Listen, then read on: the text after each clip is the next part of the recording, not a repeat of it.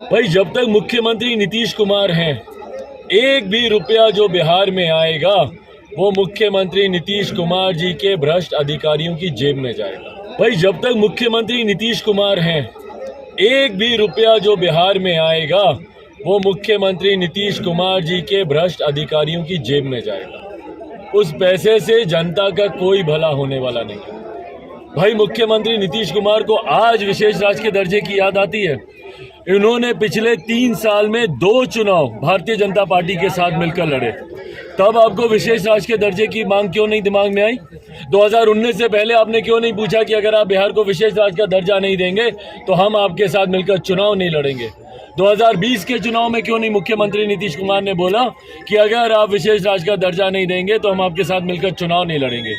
जब आप महागठबंधन छोड़कर रातों रात जब आप एनडीए गठबंधन का हिस्सा बने थे तो उस वक्त आपने शर्त क्यों नहीं रखी थी कि भैया विशेष राज्य का आप दर्जा नहीं देंगे तो हम महागठबंधन छोड़कर एनडीए में नहीं आएंगे?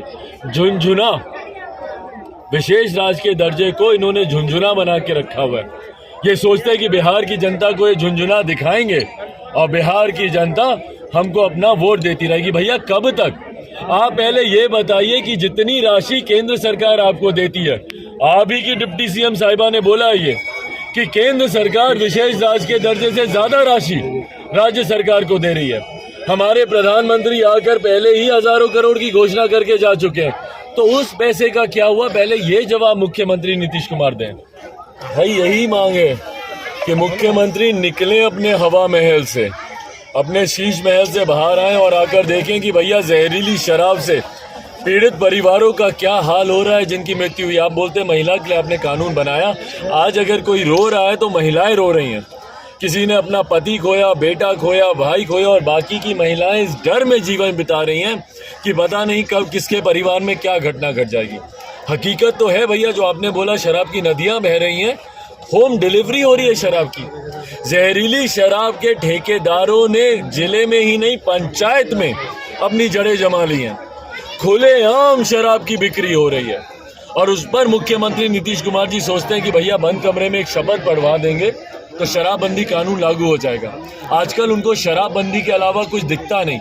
बिहार में किसी और समस्या का वो जिक्र करते नहीं, पर शर्म की बात यह है कि इतना करने के बाद भी शराब बिकनी बिहार में बंद नहीं हो रही है। पूरी विफलता का जिम्मेदार सिर्फ और सिर्फ मुख्यमंत्री नीतीश कुमार है। और जितनी मौतें हुई हैं, और उनको मैं मौतें नहीं हत्याएं मानता हूँ, जो कि मुख्यमंत्री नीतीश कुमार की गैर व्यवस्था की वजह से हुई हैं, उन हत्याओं के जिम्मेदार मुख्यमंत्री नीतीश कुमार। बप्पी लहरी जो गायब थे, उनकी मौत हो गई है, उसके मौत पर नहीं, बिल्कुल उनके लिए हम लोगों ने आज सुबह एक श्रद्धांजलि सभा भी रखी थी, 2 मिनट का मौन।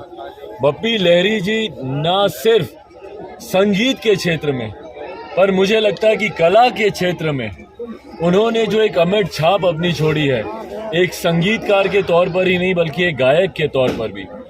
और उनकी जो एक अनोखी आवाज़, और ये उन दिनों की बात है जब अलग आवाज़ों का चलन इतना ज़्यादा नहीं था, पर उसमें भी उन्होंने जो एक अपनी अलग पहचान बनाई संगीतकार के तौर पर, गायक के तौर पर, मुझे लगता है उन्होंने हर किसी के जीवन में कम ज़्यादा ज़रूर अपना प्रभाव छोड़ा है। उनके जाने से ना सिर्फ कला के क्षेत्र में बल्कि मुझे लगता है पूरे देश के हर एक व्यक्ति के जीवन में उनके जाने से जो कमी महसूस हुई है उसकी भरपाई शायद ही कभी कोई दूसरा कर पाएगा। भगवान उनकी आत्मा को शांति दे, ये प्रार्थना करता हूँ।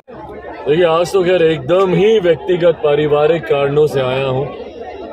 आज अपनी बहन के घर, अपने जीजा जी के यहाँ आया हूँ। मेरी भांजे के जन्मदिन भी है और मेरी मदर भी आई हुई हैं, तो सारे जितने भी रिश्तेदार हैं, कल हम लोग अपनी बुआ के यहाँ भी जाने का कार्यक्रम है, खरेता, वहाँ जाऊँगा। परसों अपने पैतृक गांव शहर बन्नी जाऊँगा। तो मेरा आज तो यहाँ पर आने का उद्देश्य पूरी तरीके से पारिवारिक है। काफ़ी समय से पिताजी के निधन के बाद से बुआ के घर, यहाँ पर अपनी फुफेरी बहन के घर हम लोग आए नहीं थे उसके बाद से, तो इसीलिए आज बस उनसे मुलाकात करने और इसी बहाने तमाम जो आसपास के गांव के लोग हैं उन सब से भी भेंट मुलाकात करने का उद्देश्य है। बहरहाल इसमें कोई ताज्जुब आश्चर्य की बात किसी को होनी नहीं चाहिए। मुख्यमंत्री नीतीश कुमार जी को सिर्फ एक ही रास्ता आता है, वो है लाठी चलाना।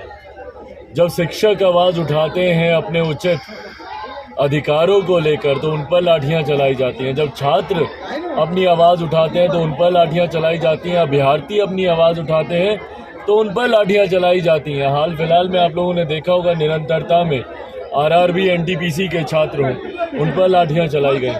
एसटीईटी के छात्र निरंतरता में अपनी मांगों को लेकर प्रदर्शन कर रहे हैं, उन पर लाठियां चलाई जाती हैं। 19 लाख रोजगार का वादा कर ये सरकार आई थी।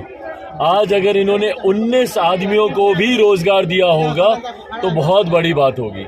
तो मुख्यमंत्री नीतीश कुमार जी बिहार की जनता की आवाज़ को दबाने के लिए, उनके अधिकारों को रौंदने के लिए निरंतरता में लाठीचार्ज करवाने का काम करते। कल हम लोग तमाम इन मांगों को लेकर ही सड़क पर उतरे थे। भले वो रोजगार से जुड़ा हुआ विषय हो या बालिका सुधार गृह में जिस तरीके से छोटी छोटी बच्चियों के साथ उनको देह व्यापार में घसीटा जाता है। और दुख की बात तो तब है कि वो जिस इंचार्ज का नाम लेती हैं उनको 24 घंटे के भीतर ही आप क्लीन चिट दे देते हैं। तो इन तमाम मांगों को लेकर अनुसूचित जाति जनजाति पर जिस तरीके से पिछले कुछ महीनों में अपराध की घटनाएं बढ़ी हैं, अगर आज की तारीख में अगर आप आंकड़े देखें तो लगभग 60-65% अनुसूचित जाति वर्ग से आने वाले लोगों की हत्या, अपहरण, उनके परिवार की बच्चियों का बलात्कार, ऐसी दुर्भाग्यपूर्ण शर्मनाक घटनाएं हाल फिलहाल के दिनों में उसमें बढ़ोतरी हुई है। और ये होना स्वाभाविक भी था, क्योंकि हमारे मुख्यमंत्री ने चुनाव से पहले वादा किया था। और सोचिए, एक गृह मंत्री जो प्रदेश के मुख्यमंत्री हैं, उनकी सोच में हत्या जैसा शब्द आता भी कैसे है।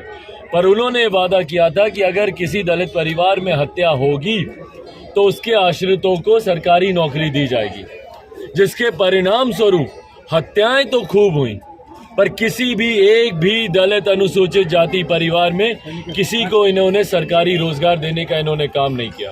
रोजगार देना तो दूर, हमारे बच्चों को अंबेडकर छात्रावास से निकाल कर इन्होंने बाहर सड़क में फेंक कर उनका जीवन, उनका भविष्य अधर में लटकाने का काम किया।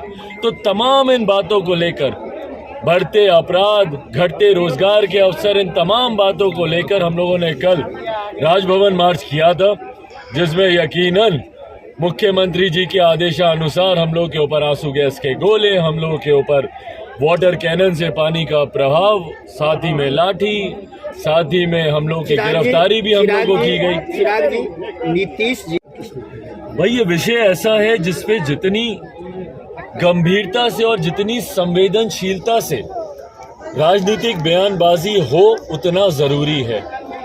ये ऐसा विषय है जिसपे राजनीतिक लाभ के लिए अगर कोई बयानबाजी करता है तो वो गलत है। पहले तथ्यों का सामने आना जरूरी है, जानकारी का आना जरूरी है कि क्या हिजाब पर पाबंदी रातों रात लगाई गई।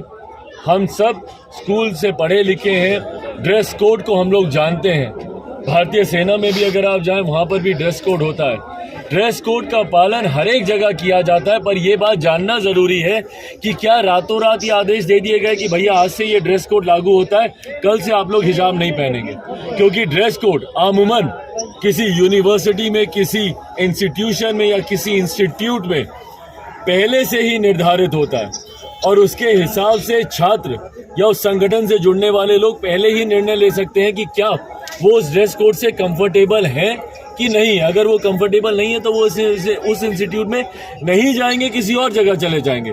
पर अगर ये रातों रात अगर ये फैसला लिया गया है और ये रातों रात हिजाब पे पाबंदी लगाई गई है तो ये भी गलत है। पर अगर पहले से उस इंस्टीट्यूट की परंपरा रही है और उसका एक अपना ड्रेस कोड रहा है तो उसके बाद राजनीतिक लाभ नुकसान के लिए, क्योंकि 5 राज्यों में चुनाव चल रहा है और ये कुछ लोगों को सूट करता है कि भैया हिंदू मुस्लिम को लड़ाओ और अपना अपना वोट बैंक साधो, अगर ये वोट बैंक की राजनीति है तो ये बहुत गलत है।